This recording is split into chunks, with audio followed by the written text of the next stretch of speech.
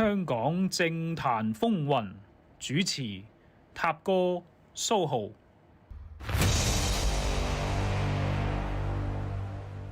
好，大家好，係歡迎嚟到呢一個政壇風雲，呢個政黨世家，政黨世家，再加呢個新議事論事。咁樣。咁我哋今日當然政黨世家都會繼續講呢個學文啦。係應該話眾志啊。係香港眾志啊，已經進入咗眾志篇啦。係啦，咁就我哋refresh 咗我哋啲記憶嘅。係咁樣係，咁跟住就因為我哋又揾翻即係嗰啲相關嘅人士問多咗一次啦。唔係幾好意思，又打攪佢。哦，咁又唔係，咁即係佢主動揾我嘅，係咁大家傾開偈咁啊，順便問晒咯。所以而家哇，我哋嗰個資料嘅詳盡程度比之前高10倍啊！係啊，大家唔會覺得我哋水時間啊，即係其實唔係水嘅，其實係好多嘢唔記得。但我問翻嗰位當事人啦，佢話即係除咗啲 timeline 係有少少出入之外咧，基本上大多數嘢都係係準確嘅，冇即係除咗啲 time 即係譬如我一陣間都會講啊，即係譬如嗰個破折號嗰個時序咁樣有少少唔同即係有少少出入之外，其實基本上都 OK 嘅。好係咁我哋今日所謂預告，喂，往後嘅政黨世家呢幾集一撚定係超級好豐富啊！係一撚定有豐富，記得訂閱啦，係記得訂閱，係啊，即係訂閱無神論者的巴別塔嘅 Patreon，或者係我Soul News 嗰個 Patreon，係啦係啦或者 YouTube 啦，係啦，OK。咁就嗱，首先就我哋今日講翻個議事論事先。其實我應該係咪整個議事論事嘅 jingle 咧，即係抄翻佢哋嗰個？都可以可以。係啊，咁樣。咁我想唔記得咗頭先同你講添，應該其實我想補充翻上次嗰個江文慧買凳係江文慧凳事件嗰個補充嘅係點咧？因為咧上次我其實講得有少少亂嘅，同埋唔 update 啦，就係江文慧佢嗰個議員開支咧，咁其實已經 update 咗，我擺翻張圖喺上面啊，唔知你有冇留意啦？咁我擺咗張圖上去，就係佢最新嗰個而家議員嗰個可以開支嘅使費嘅嗰幅圖嘅。咁當然係多過我哋，即係我做議員助理嘅時候嗰個年代啦，因為佢隨住通脹會加㗎。咁就主要就佢嗰條數就喺嗰個買設備嗰個度 cam 嘅，即係嗰啲凳啊、電腦啊。咁另外開議員辦事處就有個營運開支嘅，嗰個又另一嚿錢啦。咁不過都係實報實銷嘅，係啦。咁議員都有啲唔實報，可以唔使實報實銷嘅數嘅咁樣。咁但係嗰個數就唔係好大嘅嚇。好，咁同埋有一個地獄笑話我想講嘅，就係咧。立法會入邊咧，咪我上次咪講到咧，其實有一啲基本嘅設備，譬如啲台凳咧係免費噶嘛。係。咁嗰啲免費嘅台凳咧就係即係唔使錢嘅，即係理論上議員如果你唔想買新凳咧，你都可以坐嗰啲免費凳嘅。咁我就唔小心諗咗個地獄笑話，就係因為原來政府嗰啲設備咧，你知唔知咧？有一部分嗰啲政府嗰啲台凳啊、椅啊，其實係懲教署製作嘅。係。咁個地獄笑話就係會唔會佢哋坐緊嘅嗰啲凳，其實有可能都係前立法會議員做嘅，咁唔緊要。咁之前詹培忠可能都有做過凳咧，係啊，俾個你慢必坐都唔頂㗎。唔奇啊，所以其實唔知係咪好地獄呢？但係我想講啲建制派唔會㗎，佢哋咁鬼奄尖。你好似你咁嘅丐幫咩？咁啊係，尤其是以前我哋見嗰啲功能組別嗰啲房真係好豪華，即係佢哋唔係特別裝修嘢，你睇到啲家私電腦嗰啲都好冇咩要使錢啊嘛，咁咪使晒喺個辦公室入邊咯。係咯，咁我哋嗰啲就唔會好多啦。係啊，咁好啦，咁我哋喂，同埋我呢個想問咧，咁你有啲議員都落選㗎嘛？係。咁佢嗰啲家私都可以俾翻下一手嗰啲人可以。咁嗰啲肯定高檔好多啦，尤其係功能組別嘅話。不過以我理解，冇乜人會買二手嘢咯。係。即係冇乜人會。即係覺得唔老禮。唔知啊，即係可能而租啊，迷信。咁啊點會啫？咁你功能組別嗰啲好 Q 貴㗎嘛。不過唔用二手嘢，我覺得迷信可能多啲。喂，咁條友落選，佢仲有要執佢二攤。唔係，同埋有個機制嘅，就係咧你譬如你換屆嘅時候咧，你可以將某啲嘢退翻俾立法會嘅。係。咁你退翻俾立法會之後咧，我哋以前有一個我哋覺得幾好玩嘅嘢咧，就換屆嘅時候咧，有個俾立法會內部嘅人去競投啊。係。一啲議員唔要嘅設備嘅。係。我仲記得我當時仲買咗部相機仔添。係。嗰部相機仔係鍾樹根整落嚟嘅。哦。係。咁但係佢個價錢就唔係平好多，即係佢會折舊啦，即係會跟住個折舊。即係佢有個公價嘅，唔係俾你拍賣嘅。即係佢會按市價，唔係應該按市價做個底價。係啦，按佢買嗰陣時個價。咁就跟住打個7折咁啊之類咁啊，類似啦，咁樣可以平啲咁樣買啦，即係二手嘅。咁同埋我見咧就，因為我買咗相機啦，我入到去咧，其實好多嘢都好新淨，係啊，即係有啲即係你可以諗到係可能佢唔係零開始，即係零底價咁拍賣就其實着數有限咯。咁啊係，咁啊係，係啊。好，咁就我哋今日講呢個新議事論事有3單嘢要講嘅。其實有3單嘢講嘅嗱，呢排就其實冇咩特別嘢發生嘅，但係我哋嗰啲觀察望到咧就有啲暗湧喺度，有啲趨勢啊，有啲趨勢睇到。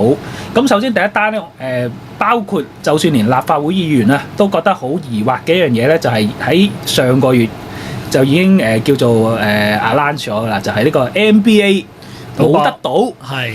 咁呢件事係奇怪嘅，因為咧點解我會關注咧？就係因為我而家工作緊嗰份工咧，已經準備好曬準備 NBA 博彩嘅環節㗎啦。我唔知，但係請曬人準備開檔啦。但係睇個勢好似 ready 咗，我唔話俾你知我做咩啦。但係即係突然間依家 cut 撚咗，突然之間好似霎咁對你好事定壞事咧？做少咗嘢，做嘢嚟講梗係好事。咁好事咪好咯？我以為會加人工俾你添。唔撚會啊，唔關事。OK，咁我最好冇好過有啊。係啦，咁就冇咗啦。咁但係其實從賭博嚟講咧係拗頭嘅，即係就係。馬會嗰度其實嗱，首先講馬會先，因為馬會係唯一嘅莊啦，所謂啊。係啊。咁其實佢哋真係做足準備啦。係啊。佢哋其實已經 ready 好晒 NBA 係已經係可以準備開到啦，已經係我估佢哋連呢一個宣傳都已經準備 ready to go 㗎啦。可能已經有啲。你政府咁多資源，梗係一早搞掂晒啦。係啦，但係奇怪嘅就係咧，突然之間咧就煞停咗。即係以我所知就係早一日先知啊，唔係即係同我哋差唔多㗎咋。係啦，係即係早半日咯，可能。咁呢個包括連呢個立法即係現任立法會議員呢個吳傑莊就都表示呢一個驚訝，係即係佢有啲埋怨添㗎。佢直情埋怨啦，佢就話政府冇理由去到最後一刻先至去。即係你過晒啲嘢，立法會咁有咩用啊？即係佢當然冇 exactly 講出口啦。佢話佢自己都係睇新聞先至去呢一個先知道係啊，咁所以話即係其實係好 last minute 先至收到咁。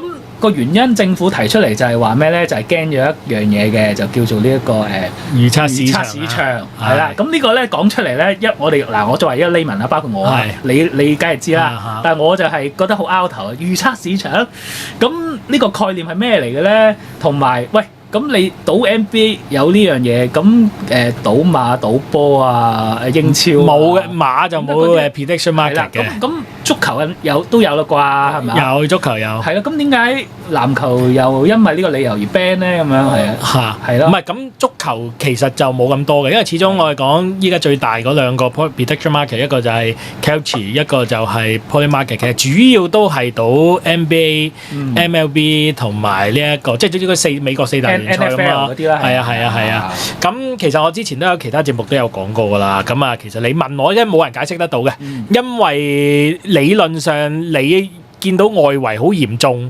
咁你咪應該開個正版嘅打擊佢，甚至乎立法會嗰陣時審議都係講呢樣嘢㗎。咁而家你話喂有壇嘢個外圍好嚴重喎，咁無謂再開多樣嘢，搞到啲人買外圍啦。咁咪同你政府即係唔好講其他嗰啲好 details 嘅技術問題先啦。喂，淨係講呢樣嘢都唔撚 make sense 係咪？因為唔係同你立法會審議嘅過程入邊講嘅嘢係完全調撚翻轉啊嘛。咁你審議講嗰啲嘢，即係咁點咧？你由低溫又唔應該攞出嚟啦。係啊，如果你係因為係啊，咁可以肯定，首先第一樣可以肯定都係臨時，即係政府都係臨時臨急咯。係啦，因為如果唔係就直頭喺個立法會都唔好再審議啦。即係應該立法會過撚曬佢先突然間，即係甚至乎你問我。即係幾日之間決定嘅，即係就算政府都係幾日之間決定，所以先咁撚急咯。咁第二樣嘢係咩咧？就係即係你問我可以，即係當然好多人可以好複雜嘅陰謀論。咁譬如我聽下李兆富講，有乜撚嘢可以幫外圍對即係咩套凳啊？屌唔撚識，即係佢根本就唔撚識賭。即係賭你就知道馬會冇撚可能幫你做到套凳嘅，知點解啊？點解咧？因為食水好撚深啊嘛，點套啊？又話洗黑錢冇撚得洗啊！屌你以馬會一個咁撚閪嘅莊嚟講咧，所有呢啲古惑嘢都做唔撚到啊！即係你純粹就 theoretical 啊！即係好明顯，李兆富或者你李世民係冇撚賭過，即係我成日賭又有 friend 買過外圍，我自己又有賭馬會，我就知佢講嗰啲嘢全部唔合理嘅。咁但係我亦都明點解啲人亂鳩咁估，因為真係唔 make sense 㗎嘛。咁但係你問我以一個最簡單嘅角度去講就好簡單啫。其實政府都係咁㗎啦。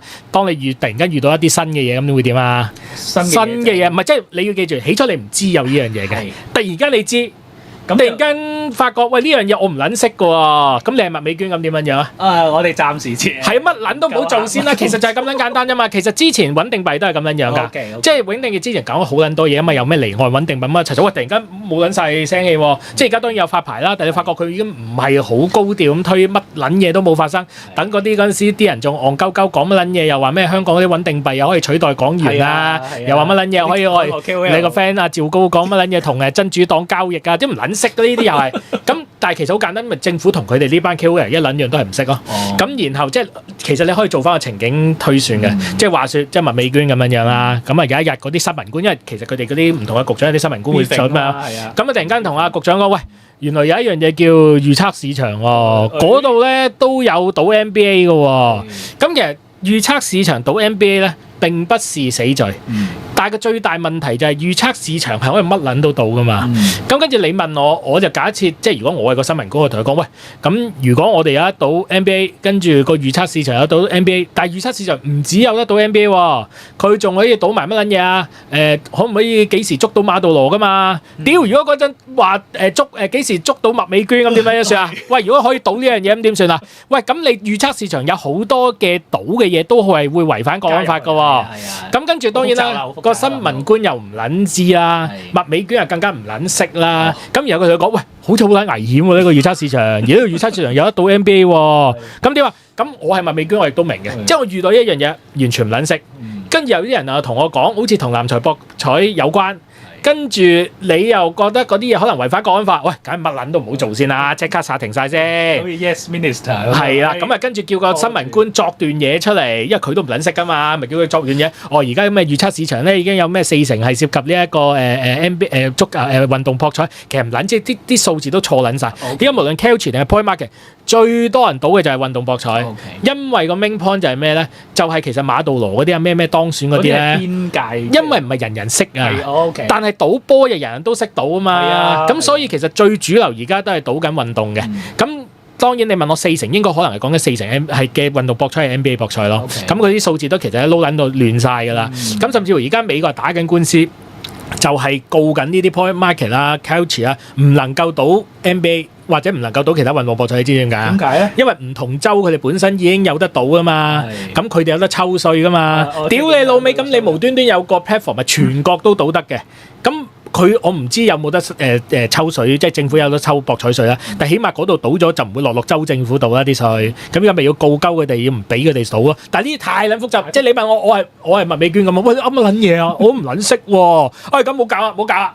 咁咪就係咁樣樣咯。即係其實個意思就係咁。因為對於即係如果以即係政治人嘅角度嚟睇咧，呢樣嘢係拗頭嘅啫。因為每逢開新賭咧，點解政府要諗當初要諗 NBA 咧？就因為想開水源啊嘛。係啊，因為大家成日政府缺水啊嘛。咁開水源咁，跟住啊你老友啊李兆富話要打擊呢個陳茂波嘅選情咯。所以先唔俾佢，因為佢覺得陳茂波下屆有機會做特首啊。喂，佢講經濟又講陰謀。然後佢其中一個功績就係開到呢個 NBA 博彩幫政府增加收入咯。但我心諗，屌你陳茂波幫政府蝕咗幾撚多錢啊？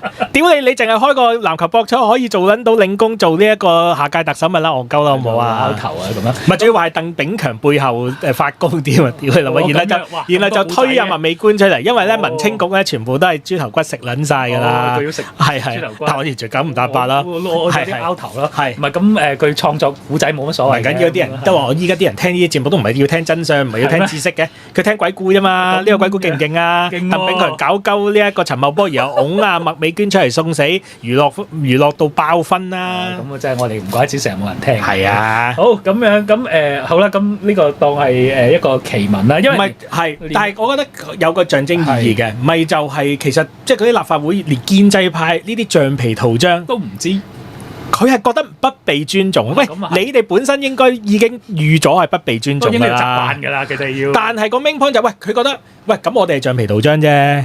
都冇理由橡皮到我吸完個印仔，你即刻搣撚爛張嘢嘅喎！你明明嗰張係啊，唔係吸撚咗過撚曬啦個議案，你而家同我唔撚做，咁我哋之前諮詢把撚柒啊！我哋之前發現做乜撚嘢啊？喂，你一係就一開頭冇撚推，喂，你而家推撚咗，好醜啊！覺得我哋做晒所有立法程序，喂，我哋已經唔係橡皮圖章，係連橡皮圖章，不如喂橡皮圖章，你個級咪級咯，係我級撚完，我都係搣撚爛佢啦，即係佢覺得係尊嚴掃地啊！咪同埋咧，其實牽涉個網絡好闊嘅，如果你要講嘅，因為其實仲有好多NGO 係睇緊呢嚿肉噶嘛，會呢嚿錢。其實所以其實牽涉嗰個嘢係好闊嘅，係啊。咁所以佢突然間咁樣剎停咧，其實就令到其實真係好多人會好愕然失望。但係你問我咧，我覺得點解即係你馬會反應好似唔係好大咧？係啊，其實我覺得應該係有啲人安撫咗佢，因為好簡單啫嘛。而家如果係出於無知而 cut 撚晒所有嘢嘅，咁搞清楚晒啲嘢咪推翻咯。咁可能佢哋都會預就咁你咪預半年至1年，可能下屆政府再推翻咯。係啊，咁呢個亦都係政府好慣常嘅做法咯，就係乜撚都唔識咪 stop 咗先咯。咁但係始終呢個政府都係秉承翻以前嗰種公務員系統啊嘛，咁停咗跟住會點啊？佢會 follow up 噶嘛，跟住咪開會啊、click click 嘢啊，咁搞清咗件事咯。咁其實嗰個吳傑莊都講啦，或者其實開始有人明啊，咁嗰啲嘢可能危害國安嘅，咁咪封撚咗佢咯。都用呢個藉口得㗎。唔係啊，唔係嗱，我有講咧，又真係未必係一個問題。喂，我都話，喂，咁依家無端一個賭盤，我哋香港人可以落注嘅，可以問幾時捉到撚到麥美娟嘅，咁你話係咪好撚大鑊先？梗係大鑊啦。喂。咁你可以有好多喂，唔單止我哋講話捉任何一個人喎，佢甚至乎係可能泄露國家機密喎，都係喎。因為喂突然間有啲料咁又放上去個預測市場點撚樣算啊？同埋如果你真係嚴重啲講咧，你咁樣其實可能煽動咗一啲嘢嘅喎。係啊，咁但係當然啦，呢樣嘢都係同籃球博彩冇關嘅。但係以一個乜撚都唔識嘅人嚟講咧，咁咪 stop 咗。但係亦都因為乜撚都唔識咧，其實你問我咁咪諮詢下，咪即係入邊內部溝通啊，搞清楚件事，知道點樣可以即係用一個安全嘅方式去做啦，或者佢卒之明白其實兩樣嘢冇撚關係嘅咯，咁咪推翻咯。不過呢一樣嘢就佢哋做唔到，不過我哋一陣講埋嗰幾單嘢夾埋一齊講個結論啦嚇。好，咁樣你第二單奇嘢咧，就係呢一個動物呢個權益，即係呢個又係奇怪嘅，就係最近。首先要搞清楚，因為咧起初我哋傾呢一個題目嘅時候咧，我都仲係諗緊係咪講緊嗰個咩寵物餐廳咧？因為嗰啲咩狗入唔入得餐廳咧，而家已經搞到好撚濕碎。啲新聞報道話，如果屙咗舊屎有邊個執啊？係啊，跟撚住如果咬親人有邊個賠啊？即係心諗呢啲咁撚濕鳩碎㗎，搞到咁撚複雜、咁撚麻煩。咁我以為講緊呢樣嘢咯，原來仲有一啲嘢係同寵物有關嘅。係啦，咁其實你見，因為點解咧？呢搞寵物其實係相對容易㗎啦，已經叫做容易嘅意思就係佢嗰個反對嘅聲音咧，其實唔算好大。咁當然啦，當初譬如你頭先講嗰個寵物入餐廳咧，餐廳業界咧佢自己內部都有啲爭拗，但係好快已經平息晒啦。係，因為喺冇生意嘅情況之下咧，多一個生意嘅即係來源咧。即係起碼會促進咗某啲生意嘅人去幫襯啦，咁佢哋即刻已經反應㗎啦，所以好快就已經平息咗。即係當初有啲會唔會驚頭先你講咬到人啊，或者污糟咗啊，或者嗰啲咁已經唔係我所 concern 嘅。屌你，咁我哋有1000間餐廳俾狗主入去啦，可以促進到香港幾多經濟啦？總之搞旺個場，正如引入嗰啲內地嗰啲5一黃金週有冇啲窮遊客嚟？哇！我覺得嗰啲起碼夠多人。搞旺個場，你有幾多隻狗嘅全香港？咁真係可能好多咧，我冇睇條數啦。咁啊，但係 OK， 即係有嗰個冇啦。咪依家搞1000間餐廳俾人哋入，因為唔係全香港幾萬間喎。咁咪試點啫，可能係好啦。你作為一個前狗主，可能覺得好 concern。係啊，因為我冇養狗啊嘛，我覺得有啲咩幫手咯。不過我哋唔係講入餐廳，係講呢個謹慎責任。咁即係我當初都以為咧，就係乜撚嘢叫謹慎責任先？謹慎責任咧，就係其實已經係，如果你話從歷史源頭嚟講咧，佢原來喺20年已經做一次大型嘅調查啦。就係咩咧？就係嗱，而家大家普遍都知嘅，就係香港係有呢個防止虐待動物嘅條例嘅。係咁咩叫防止虐待？好簡單啦，就係你去虐待你隻狗，好明顯攻擊佢啊、打佢啊，或者你見到有啲人去即係譬如好似唔知早幾個月啦，有一單新聞就有個阿伯咧喺街度手撕白鴿啊！唔知你有冇睇呢一新聞？有啊，掟埋落垃圾桶咯。係啦，咁唔係講緊煮熟咗啲乳鴿喎。喂，但係話時話，我哋屋企唔係即係依家你嗰度樓下咧都好多白鴿。係啊，好多㗎。即係依家白鴿係越嚟越多咧，香港同埋唔撚驚人咯。我仲想話喺我屋企出邊個冷氣嗰個格位咧，早排先有隻白鴿生咗 BB 啊！喺我嗰度孵埋蛋，我仲俾佢走埋先走。不過其實搞到好撚污糟。不過 anyway 咧係好多白鴿嘅。咁即係嗰個阿伯就手撕白鴿就俾人拉咗啦，咁即係其實都執法嗰度都嚴重嘅，同埋你其實警隊咧呢幾年已經有呢個專門係捉動物，即係捉呢啲殘害虐待動物嘅小隊係成立咗嘅。因為一路以嚟大家為咗爭取動物警察啊嘛，咁其實冇嘅，但係起碼佢有一個專案嘅小隊係做呢啲嘢咯。咁你即係總之啲動物權益嘅嘢其實一路都做緊㗎。咁謹慎責任係咩咧？謹慎責任其實就係喺虐待，咁嗰個係法律嘅最低門檻啦。咁啲動物團咧就想加入呢個謹慎責任咧，就係、想將嗰個條件其實等於拉高咗個門檻，拉高咗，就係、你譬如養動物，你要提供基本嘅食水啊，你要個居住空間要整潔啊，咁整潔到咩程度，大到咩程度，即係好似人咁樣，你要令到人有尊嚴，即係個劏房可能有一定嘅尺寸嘅咁樣，咁呢啲你就要去到具體法律嗰個時候傾啦咁樣。咁但係動物嗰度咧，佢哋而家只係提出一個責任咧，就其實係模糊嘅，你可以話相對模糊，但係就想加入去啦。我想問嗰啲寵物咖啡有冇牌照咧？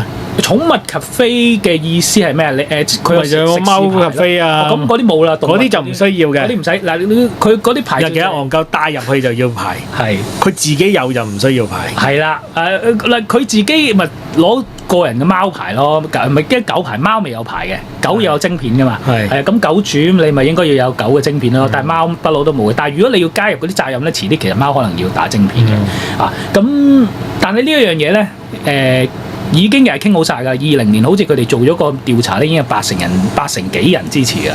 咁然之後拖到嚟而家26年，諗住可以加入去啦，準備嚟緊，跟住可能之後立法啦。但係政府又剎停咗，又話唔做住啦。呢個謝展寰就話：而家都係其實未有共識嘅咁樣。咁如果你有養動物，你就知道其實喺動物界入邊咧，而家個反彈嘅聲音又係好大嘅，就覺得連呢啲嘢都唔做，同國安已經冇關㗎咯喎。有啲人又話咁啊，尤其最近又出咗幾單嘢咧，即係呢個係咁啱嘅，呢個就係好邪嘅，就係咧，當政府話唔做呢個謹慎責任之後，第二日就係琴日啦，即係呢2日啦，就係有單新聞就係話有2個人啦，有2個女人啦，就喺大陸嗰度買一啲狗，咁拎咗翻嚟香港咧，其中有一隻金毛 BB 咧，就係有狗瘟。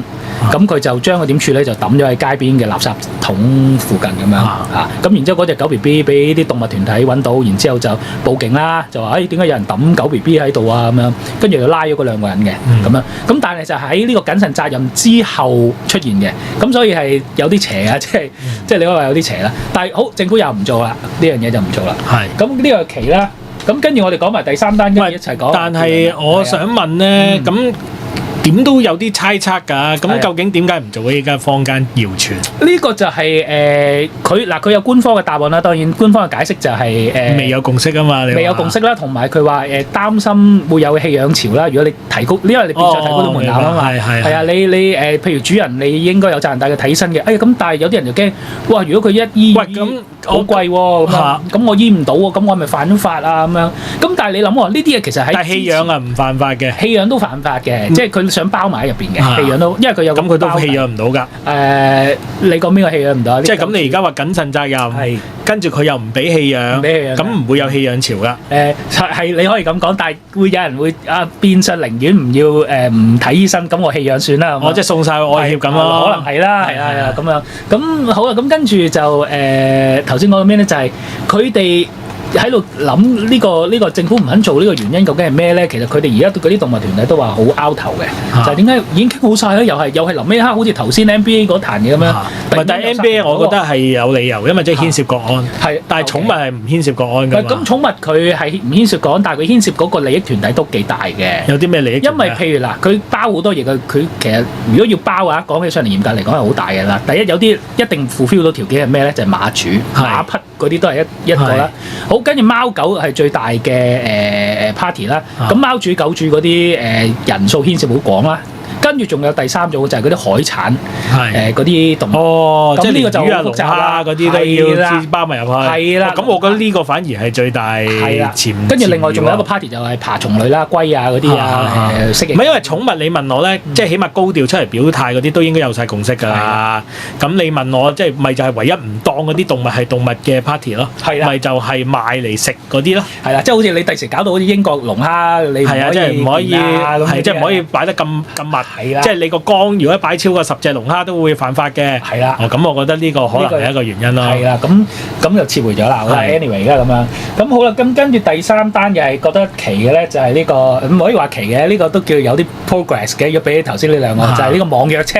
嚇。網約車唔係啊，呢個啱啱相反喎，係卒之做喎，做咗以為係因為佢一路10年都冇撚做，而家突然間即係話做喎。係啊，而家就做啦。嚇，咁呢個就係網約車發牌啦，就而家就話即係官方。唔係而家放緊風啫，未知道 exactly，但係依家就最先就放1萬嘅，係啦而家就話吹到15000，係但係都唔知道 exactly 個數幾多嘅。但係而家基本上都係嗰種感覺，就係應該會發大概係咁多啦。唔係嗱，就俾個參考數字大家先。咁而家我哋講有大概18000個全職嘅 Uber 司機，咁兼職加埋就3萬。咁所以咧，佢哋 Uber 咧其實搞咗個嗰啲即係聯盟嘅，即係唔知咩智慧汽車乜參咧，當 Uber 聯盟啦，我哋當。咁佢就建議政府咧就第一輪就發2萬個牌，因為佢個諗法都係咁，我得18000個全職司機啫，你發2萬個一定滿足到大部分嘅全職司機先啦。咁兼職嗰啲我哋遲下再算啦，即係起碼一步一步嚟啦。第二輪就話佢係2輪嘅，第一輪就2萬，第二輪如果發覺冇問題就發多1萬，咁3萬個就理論上就包咗90%以上嘅而家會揸 Uber 嗰啲司機㗎啦。咁但係點知而家政府起初就放風就話1萬，咁而家唔知係俾人哋嘈定係佢自己其實可能都唔係好清晰。咁而家就傳話15000咯，咁但係15000就肯定唔好講兼職啦，就連全職都包唔晒咯，包唔晒。係啦，個情況就係咁咯。咁嗰個拉扯嗰個即係關鍵就係幾個 party 啦。嗱，呢個 Uber 係其一個啦，就係佢爭取啦。另一邊嘅對家啦，所謂就係呢個的士佬啦，係 DC9啦。咁 DC9佢嗰個反應，你覺得係點啊？唔係啊，其實的士狗就好簡單一個態度，因為佢就總之越少越好啊，即係你明㗎。咁佢哋講嗰個理由仲好撚癲添，佢話。喂，咁其實而家咧，我唔知大家知唔知啊？差唔多有80%，即係78% 嘅點對點嘅服務咧，其實都係的士做緊嘅。即係你唔好以為 Uber 已經取代咗的士咯，其實。Uber 只係佔全香港呢一啲所謂點對點嘅服務咧，係22% 嘅啫，3成都唔夠，係3成都唔夠咯。咁所以咧，嗰啲的士佬講：喂，屌！咁其實我哋佔8成，佢哋佔2成。咁我哋而家有18000個的士司機啊嘛，咁咪發3000個牌咪夠啦。即係佢嘅意思就係：喂，咁2成啫嘛，係啦，唔係，即係佢講唔係佢話我計翻個 proportion。咁你而家得2成服務啫嘛，咁我咪批翻2成俾你咯。玩嘢啫，唔係咁，但係個 main point 當然就係冇人明白乜嘢叫共享經濟咯。共享經濟嘅意思係點解咧？就係喂，我可以隨時揸或者唔揸咩？其實共享個概念其實依家最主要就係 Airbnb 同埋呢個即係 Uber 啦。就係喂，咁我平時有間屋㗎嘛，咁我住康我梗係唔會租出去啦。但係我放假咁2日咪可以租咯。咁 Uber 司機嘅角度就係喂，咁我平時可能架車就唔揸去載人嘅，或者我平時翻工或者我平時唔揸車。咁如果我得閒喎，咁咪揸咯。咁所以你係唔能夠用人數去判斷㗎嘛？你係只能夠係即係其實最理想嘅就應該係提升個唔係要發牌，但係用一個比較高門檻嘅司機嘅要求咯。即係譬如有啲咩受訓啊，佢一定要睇得明個即係其實依家都係嘅，有好多 Uber 司機屌你連個 GPS 都唔撚識睇嘅，戇撚鳩嘅，跟住要佢符合某一啲嘅技術嘅考核啊，咁你先俾佢做保險嘅問題。但係就唔撚係用限嗰個牌照嘅數量咯，因為限制牌照數量咪即係等同於你咪發多幾個的士牌啫嘛，一撚樣啫嘛。我明白。咁個 main point 就係咁而家 fulfill 條件就應該唔係嗱個的士佬點講咧？其實唔需要零，我係最好0個添。咁呢個你講3000個、1000個，其實完全有道理。我係的士佬都係咁講啦。個問題係嗰幾個立法會議員咧，竟然都撲出嚟幫的士佬講嘢喎。其實就最主要有2個嘅。咁一個就係阿莊豪鋒。咁阿莊豪鋒就話：其實唔好發咁多啊，發8000個夠啊。喂，而家政府都建議1萬到15000啦。你立法會員竟然講話發8000個，即係佢個概念就係覺得咁發的士牌1半咪夠咯，咪8000個差唔多啦。咁另外一個就係陳恒鑌啦，就我哋要循序漸進嘅，唔好咁急啲嘢。我心諗屌你老味，即係其實咧點解我覺得疑惑咧？就因為過去即係我嗰次同政府為要探討牌照相關嘅嘢咧，你發覺冇乜立法會員幫啲的士狗講嘢嘅。咁其實一路我都話㗎啦，以前最出名當然係易志明啦，咁啊再出名啲就係我哋講嗰啲，即係其實好多嘅。以前我哋講喺2019年之前咧，其實好多立法會員都係會幫的士佬發聲嘅。咁當然你要明白嘅一樣嘢就係，咁佢哋梗係有啲任務啦。因為個 main point 就係嗰時的士佬係好有錢㗎嘛，一個牌800萬。咁我成日都話，我如果一個牌800萬，喂，你叫我1年揞翻10零萬出嚟去揾個立法會議員冇所謂。喂，然後而家唔係講緊1個的士司機喎，18000個的士牌喎，我當有1800個人，每人揞1蚊都唔係，每人揞1萬蚊都1800萬啦，每人揞10萬都1億8，所以你明白以前點解會咁撚多人出嚟游説咯？咁但係自從呢個政府咧一路都唔撚做嘢啦，一路陰乾呢一個的士業界啦，所以咧我覺得蕭生嗰啲戇撚鳩嘅成日都話誒呢家政府又唔立法又唔啊，我覺得呢個咪最撚好啊！係即係你嘅立法你就搞到班的士佬出嚟嘈冤巴閉，或者立啲法例係仲衰嘅。其實過去嗰10幾年係我覺得政府做得最啱嘅嘢就我又唔立啦，係啊，我又唔會話佢完全非法啊，間中拉兩，我係拉2個咁啊制下旗咁啊算撚數。咁結果搞到的士牌由800萬而家掉得翻200萬，喂咁你班的士佬啲牌照咁撚細啊，慢慢整死佢。唔係好簡單，喂我得200萬一個牌，叫我拎2萬出嚟，我都攞條命啦。同你800萬個牌，我拎8萬蚊，爭幾撚遠啊？咁所以咧，一路你會發覺咧，係越嚟越少人幫的士佬講嘢，因為佢哋就越嚟越唔捨得拎錢出嚟啦。咁所以連最近運輸署都唔撚理佢。喂，而家我覺得奇怪就無端端嗰啲立法會議員又幫翻啲的士狗講嘢喎。咁跟住當然啦，即係開始 check 翻啦，即係原來近呢1個月呢一個的士牌咧就由唔知200萬鬆啲，依家就不經不覺已經加到240幾萬啦，即係應該係升咗1至到2成咯。應該升翻嘅。咁首先第一樣嘢當然就應該係有人收到風咯，即係冇可能唔係入邊啲人收到風。喂，嗰啲的士唔係嗰啲網約車嗰啲牌照應該會限制嘅喎。咁你限撚制咗，咁啲人咪要焗住搭翻的士咯。咁的士牌嗰個價咪升咯。即係明朗化咗。係啦，我覺得係有人收到，唔單止明朗化，係直頭有人漏咗啲料出嚟，收到啲內幕風，就好似嗰啲預測市場咁樣，收撚到風咪炒撚咗嗰啲的士牌，炒翻起佢咯。咁第二樣當然啦，點解無端端政府係1萬至到15000咧？即係你問我啊，就係嗰班即係我。如果我係的士佬，喂，而家真係正式立法啦，喂，真係生死存亡噶咯喎，我就梗係老閪都拎撚晒啲錢出嚟揾啲人幫我講説話啦。咁所以我覺得係喺呢個時間係有啲奇怪嘅，無端端有2個立法會議員即係撲出嚟係幫的士狗講嘢，而過去一路都冇嘅咯。咁我覺得就真係有人已經係收到任務去幫啲的士佬發聲咯。係，同埋我哋可以將呢3單嘢打包嚟一個即係所謂嘅暗湧出現咧，就係即係我諗頭先你一路講咧，譬如的士佬佢業界嗰個利益，其實都真係要喺呢個時候要關注。幾時要關注呢啲人嘅利益咧？就係當要投票。係啊，投票嘅時候係啱啊。唔係或者唔好，我又覺得投票都未必係重要。個重點係政府宣布立法，咁跟住啲人就會問咩？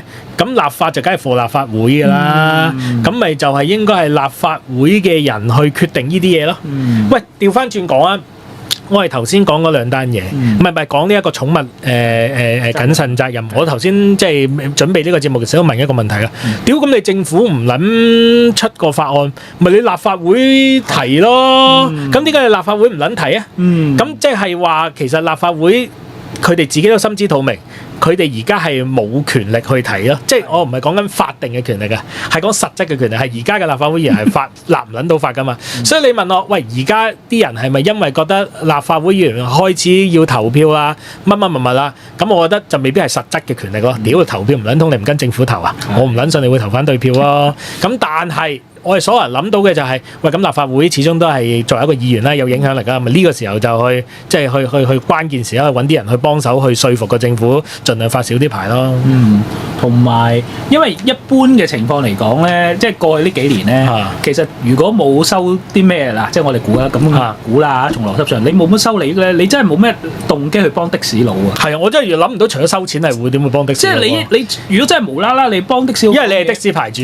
你係啦，你真係你的士牌主啦，即係你係譚慧珠咁樣啦，你譚同，即係你如果作為譬如你係嗰啲 so call 要直選嘅議員啦，你幫的士佬講嘢，你真係落到區咧，你真係俾人屌喎，真係係咪先？因為的士佬佢哋自己都有搭的士啊，屌你點會未俾的士佬難過啊？係咯，無啦啦就去幫的士佬呢件事都係好奇怪。唔係你話係交通運輸界都可能係啦，因為佢哋會接觸得多業界㗎嘛。係啊，但係屌你咁你嗰咩莊豪峰同埋阿陳恒鑌都唔關事喎，即係奇怪咯。咁同埋我哋就係估就係呢而家嗰個政治嗰個風氣或者暗湧又開始有啲攪動啦。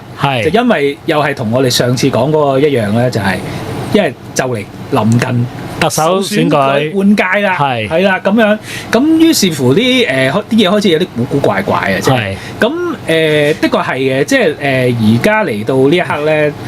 雖然我哋自己上一集估啦，我唔知你有冇動搖啦，就係嗰個估嘅馬仔嘅人選有冇改動咧？咁你有啲咩收到啲新風咧？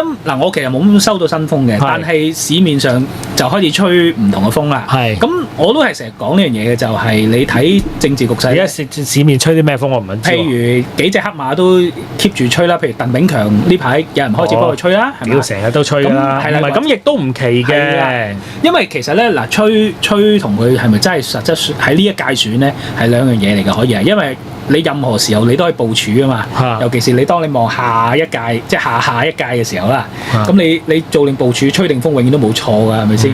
咁但係喺呢一屆嚟緊啊，即係講緊嚟緊嗰次特首換屆選舉係咪？我哋之前一路估嗰個人咧，咁樣係啊，即係陳國基咧，咁樣好穩陣地可以過渡咧，咁樣。咁你有冇動搖先？冇啊，完全冇。我都冇動搖，完全冇問題喎。但係市面上可能好多人就喺度估係咪有變數啊，或者有暗湧啊，有黑馬咁樣。咁唔奇嘅，因為自從雲福苑呢壇嘢完咗之後，咁大家都係諗究竟追責嗰個孭飛嘅人喺邊啊嘛。咁大家可能有個幻想就係係咪雲福苑呢度可以？即係有啲高官會因此而負責咧，咁樣即係唔知啊，可能係或者對個政局有影響啦，咁樣可能有啲咁嘅諗法啦。咁但係我哋頭先講嗰啲嘢就係有風險嘅唔想做，或者有啲複雜嘅唔想做，可能好大部分嘅原因就係想留翻下屆做。係啦，喺現屆剩翻落嚟嘅時間唔係好多嘅時候咧，就唔想搞啲太複雜又冇乜成果，冇乜好顯著。贏到聲望或者贏到票數，咁點解網約車又搞嘅嘢可以做到？咁可能真係因此而令到某啲人會投翻俾佢啩，或者當嗰個又啱喎，因為特首選舉唔係普選喎，梗係啦，咪就係即係入邊嘅選委又係喎，係啊，唔係因為你諗下頭兩個就係講呢一個預測市場同埋呢一個寵物友善啊嘛，呢啲就係大圍福利嚟嘅，你唔會有一個咩嘅組織去幫寵物去做呢一個嘅即係我哋講特首嗰個嘅選舉，會有條友去代表寵物噶嘛，亦都唔會有人代表呢一個籃球界噶嘛，或者賭博界噶嘛。但係的士係有喎，有啊呢樣嘢，所以呢個係即係有少少嗱，即係我哋自己即係有啲嘢就要焗住推，係啦，有啲嘢就唔好推住啦，或者之後推啦。即係你起碼要承諾或者做咗某啲嘢啦，你有啲嘢你要開始，因為有啲嘢好複雜，你驚出事，係啦，咁又冇得搞，同埋對現時嗰政局冇好處，係冇好處，有害處啊，起碼冇乜好處，冇好處咪留翻之後先做咯。係啦，咁所以呢個就可能係，同埋佢哋可能又要將啲精力放喺啲有好處嘅嘢度咧。正如咩烏鴉哥講，難做唔好做啊，反台係啊，難做唔係呢個寵物，我覺得似係咯，即係難做又唔好做啊，咪之後先做咯。因為忽然間做咗出嚟，唔知出咗啲咩事又要孭鑊。係啊，你爆咗個炸彈，突然間出咗事咁。即係尤其有咗宏福苑之後，更加應該係要步步為營咯。係啊，佢哋而家係咁樣，我估係咁。係。好，咁我哋呢一個議事論事嚟到呢度啦，咁我哋就開始進入呢一個即係政黨世家。政黨世家。係，咁啊政黨世家咧，就我哋上次其實就係講到呢一個初選後嘅香港眾志嘅部署。咁我哋有啲嘢係咪要更？唔係，其實冇咩更正嘅。其實就因為我哋上次就更正一樣嘢，就話喂，其實破節號之前，唔係即係我講破節號係即係佔中之前嘅喎，佢哋已經有個網台嘅咯喎。咁我哋揾咗呢一位相關人士啦，咁佢就話澄清翻，喂，其實唔係，其實破節號咧雖然係佔中之後啟動，但係其實之前嗰個網台咧，你唔可以當 exactly 一個媒體嘅，即係你唔能夠話喺佔中之後唔係之前。其實何文詩前已經諗住搞個網媒去即係我講打呢一個嘅即係傳訊市場㗎啦，因為之前都冇認真經營過嘅，即係純粹試驗嘅啫，即係得閒又播下嘢啊，或者出下嘢啊。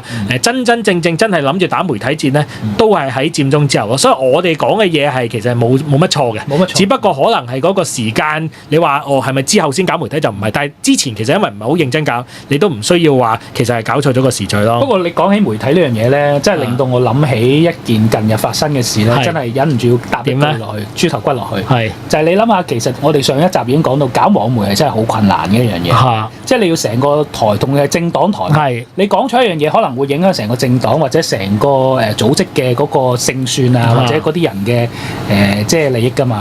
咁好似譬如最近發生呢個周庭呢個遼慶日本呢一個事件咁樣，你就睇到啦，即係嗱佢而家單支咁樣做啦，即係一個人自己做啦，佢都搞到自己一身蟻啦。你諗下，如果即係佢係一個眾志台咁樣，佢喺嗰個節目入邊或者佢自己 Twitter 度講一啲嘢，而去搞到成個台或者成個黨都出事嘅話，咁其實即係。你真係牽一發動全身嘅喎，但係我又要咁講，如果嗰個係破折號咧，我就覺得佢一定唔撚咁講咯。係咯，即係你又要明白佢係一個政治人同埋一個非政治人嗰個嘅考量嘅唔同。真係。喂，而家阿周，我覺得肯定係咯，唔係周庭，你真係唔好當佢白痴，即係咧。佢可能有一啲政治上嘅嘢冇黃之鋒嗰啲咁熟，但係你問我媒體方面咧，佢一撚定熟過黃之鋒或者其他人咯。我覺得佢依家就係我老娘就係中意講乜就講乜咯，而唔係唔小心講出嚟咯。佢就係要挑機咯。而呢一樣嘢，我覺得佢喺破折後係唔會講。喂，有啲調翻轉講啊，你諗下破折後咁耐以嚟有冇出過事啊？即係有關嗰啲節目上邊，其實都係冇乜咯。即係當然亦都可能因為冇人，唔係可能係因為冇人睇啦。都係。咁但係我覺得佢哋喺做一個政黨網台嘅時候係會小心嘅，因為你調翻轉講啦，點解嗰陣時熱血啊，或者我哋講人網成日出事咧？咁咪其實就係因為佢哋可能就係想出事啦。但係呢個就係有個矛盾，係啦，就係你唔出事就冇人睇，係啊，佢哋就係想出事咯。係啦，咁而學民思潮個破折號，你好明顯睇到佢哋係唔想出事咯。而同埋就係佢成日都會講咧，就係點解佢哋當其時破折號做咗有啲挫折咧？一嚟冇人聽啦，二嚟又好似成日俾呢一個熱狗啊。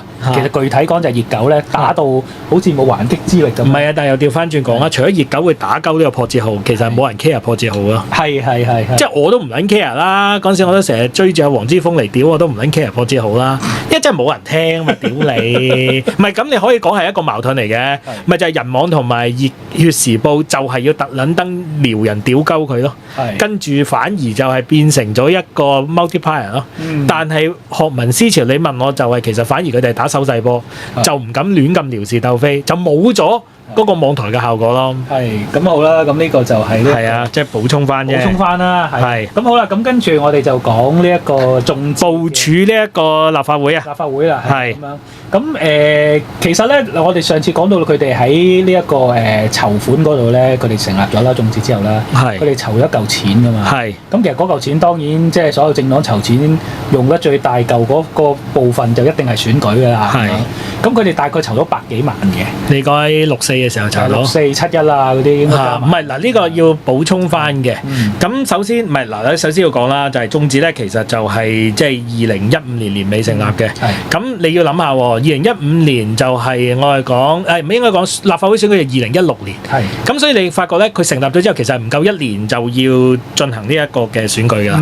我唔知道你哋人民力量嗰陣時嗰個嘅考慮啦。咁起碼喺呢一個學民思潮去到香港眾志，其實我諗1年其實好問咯，因為佢係零開始，唔係話我已經有晒人啦，我已經準備好晒啲義工，佢係乜嘢都冇，然後由成立呢一個組織，跟住可能要10個月之內就要參選咯。咁可能你要當中決定候選人啦，你要寫政綱啦，你又要準備義工啦，你又要去安排好多選舉嘅策略啦。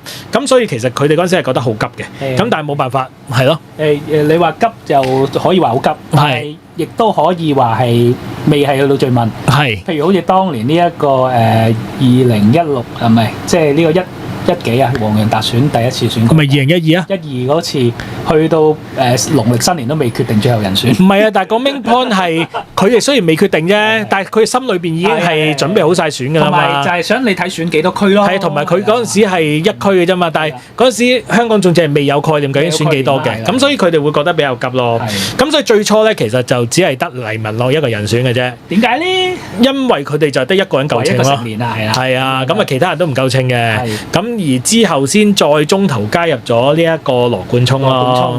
咁當然喺呢個關節位上面咧，我哋都要問嗰位受訪，即係嗰個人問題嘅就係點解係羅冠聰咧？係啦，因為呢個其實係幾複雜嘅一個問題嚟嘅。係應該話由眾志成立嘅時候，點解係羅冠聰擔咗旗咧？佢係咪象徵咗我起碼我以前有個概念就係一個學民同學聯嘅合作嚟嘅。係，但係聽完受訪者嗰個訪問嚟講，其實又唔係好係嘅。唔係，首先第一樣嘢就係其實我哋之前嘅集數都可能冇突顯到一樣嘢。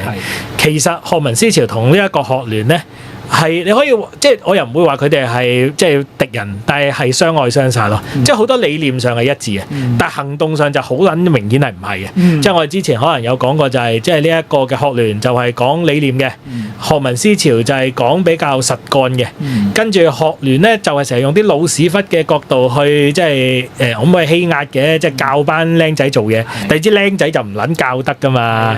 咁再加埋就係學聯本身嗰一個嘅政治取態就好偏左嘅，即係學民思潮都係左，但係冇佢哋咁左。即係好多嘅原因其實令到佢哋兩邊係喺合作上邊係唔啱碼嘅。理念上其實嗱，所以好複雜嘅喎。喺理念上面咧，佢哋係好多合作嘅空間嘅，但係做嘢就唔撚得咯。即係做嘢就應該要楚河漢界劃分清楚，你就唔好搞鳩我。尤其喺佔中同埋之前我有聽過即係講過啦，喺呢個8樓9樓即係學聯嗰個即係地頭開會。跟住嗰班嘅老屎忽成日都有大即用前輩嘅方式去壓佢哋，喂，冇理由唔接受我哋嗰個意見嘅喎。即係呢個就係我哋最撚討厭嘅雙議式民主嘅一部分咯。即係成日以為雙議式民主係大家傾嘅，好民主，唔撚係。我話俾你聽，就係有啲比較大聲嘅或者地位高嘅就會壓鳩嗰啲冇咁大聲冇咁咩嘅人。所以咧，其實羅冠聰作為如果想收聽完整內容嘅朋友咧，歡迎訂閱無神論者的巴別塔或者 Soho News Patreon 入邊嘅指定計劃。